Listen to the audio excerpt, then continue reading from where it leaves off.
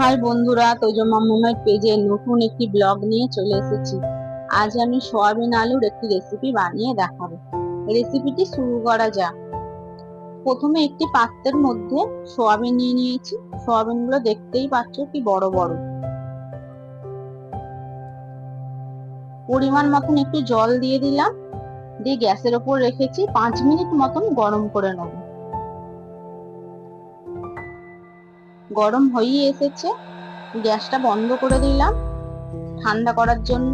এদিকে আলু, টমেটো, পেঁয়াজ, কাঁচা লঙ্কা কেটে রেখেছি, আদা বাটা, রসুন বাটা। সোয়াবিন ঠান্ডা হয়ে গেছে, জলগুলোকে নিংড়ে একটি অন্য বাটির মধ্যে রেখে দিলাম। এদিকে কড়াইতে তেল নিয়ে নিলাম। তেল গরম হওয়ার সঙ্গে সঙ্গে আলু দিয়ে দেবো এক একটা করে। আলুগুলো একটু ভালো করে নেড়ে চেড়ে নেবো। পরিমাণ মতন একটু নুন, একটু হলুদ দিয়ে দেবো যাতে আলুর কালার গুলো সুন্দর হয়। আবার নেড়ে চেড়ে নেবো। নাড়তে নাড়তে আলুগুলো হয়েই এসেছে ভাজা, থালায় তুলে রাখলাম। ওই তেলেতেই সোয়াবিন গুলো আবার একটু ভেজে নেবো।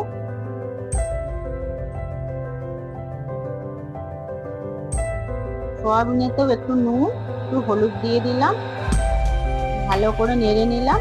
সোয়াবিনও ভাজা হয়ে এসেছে, থালাতে তুলে রাখলাম। সোয়াবিন আর আলু ভাজা হয়ে গেছে। কড়াইয়ের মধ্যে আবার তেজপাতা, শুকনো লঙ্কা, দারচিনি, এলাচ, লবঙ্গ, গোটা জিরে নিয়ে ভালো করে নেড়ে নিলাম। পেঁয়াজ কুচি দিয়ে দিলাম, দিয়ে ভালো করে আবার নেড়ে নিলাম। অল্প পরিমাণে চিনি দিয়ে দিলাম যে তরকারি কালারটা সুন্দর হয়। এক এক করে ভেজে রাখা আলুগুলো দিয়ে দিলাম। নেড়ে নিয়ে টমেটো কুচি দিয়ে দিলাম, আদা বাটা, রসুন বাটা দিয়ে আবার ভালো করে একটু নেড়ে চেড়ে নেব।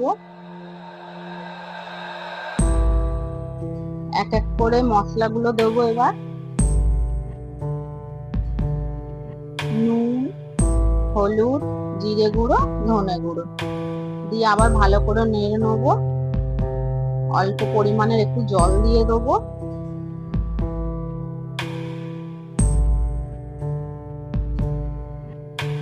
নেড়ে নেবো নাড়তে নাড়তে। দেখুন মশলাটা আমার মাখা মাখা, টমেটো গুলো গলেও গেছে, কত সুন্দর হয়ে গেছে কষা কষা। কাঁচা লঙ্কা ছড়িয়ে দেবো উপর দিয়ে, দিয়ে আবার নেড়ে নেবো। এক এক করে ভেজে রাখা সোয়াবিন গুলো দিয়ে দেবো।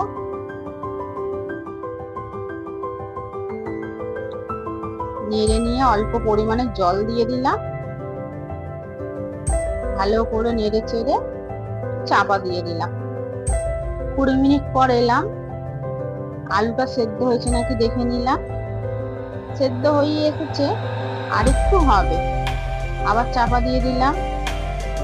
10 মিনিট পর দেখলাম চাপা খুলে তরকারি আমার হয়েই গেছে। কত সুন্দর কালারও এসেছে, মাখা মাখাও হয়েছে।